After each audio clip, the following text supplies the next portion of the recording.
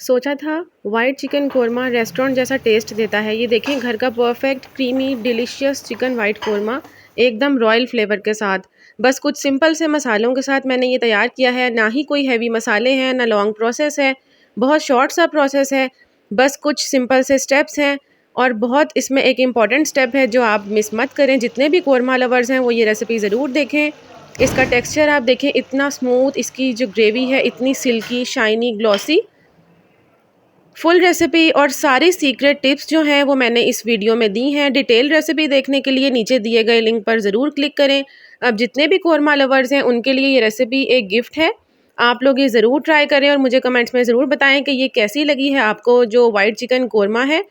बहुत सी टिप्स और ट्रिक्स अंदर हैं जिससे आपकी ये जो कोरमा की जो चिकन कोरमा की ग्रेवी है बहुत ही सिल्की इस तरह की शाइनी बनेगी।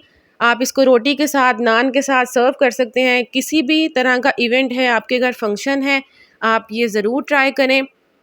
आप देख सकते हैं इसका कलर कितना अच्छा है। बहुत बिना क्रीम के मैंने ये तैयार किया है। तो रेसिपी मिस मत करें, नीचे दिए गए लिंक पर ज़रूर क्लिक करें।